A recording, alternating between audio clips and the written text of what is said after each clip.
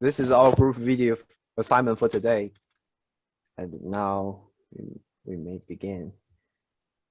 The Consumer Guarantees Act, CGA, applies to consumers who are in a trade, and in trade means the activity of commerce, and it's not a one-off deal. It should have a specific frequency. However, it must exclude personal or private transactions. Consumer means a person acquires from supplier goods or services of a kind ordinarily acquired for personal, domestic, or household use and consumption. It also means they do not acquire the goods or services, hold themselves out as acquiring the goods or services to resupply them in trade, consuming them in the course of process of production or manufacture, or the case of goods and the repairing or treating in trade other goods or fixture on land.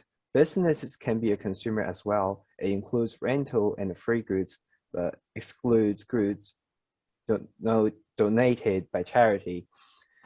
The products and services are the guarantees that CGA gives to consumers. According to the Section 7, products should have acceptable quality. It means products should fit for all the purposes for that which goods of that type are commonly supplied.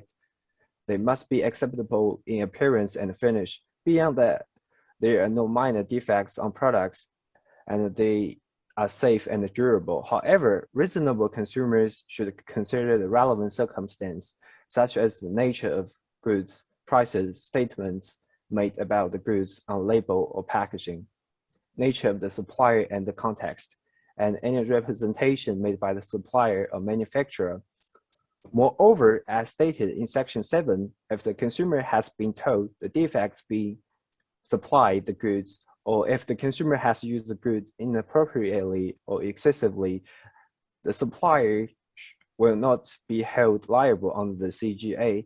Moreover, the Act argues that goods supplied should fit for their particular purposes if the consumer has known the purpose of purchasing the goods.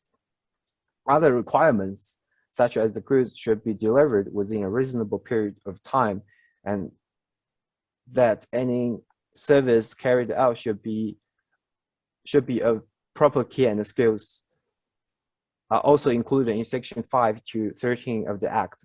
CGA also provides guarantees on services such as reasonable care and skills, fitness for a particular purpose or result, time of completion, and affordable price through Section 28 and 31. According to the CGA, consumers have the right to seek remedies if the provided goods or services are not expected. Suppliers must repair the defect if it's possible to repair it or replace new goods for consumers. If the seller fails to repair on time, the consumer can abate the cost in the failure, remediate, or reject the goods. However, suppose defect cannot be fixed or is of a substantial character. In that case, the consumers can ask for a refund or replacement or deduction in the value. Furthermore, the failure of a substantial character can be defined as a misleading description of goods or services, ambiguous and unfit purpose of the common use.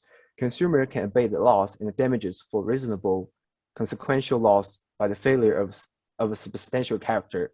Based on Section 32 and 33 of the CGA, contracting out is a breach of FTA and an exception that only apply to business transaction.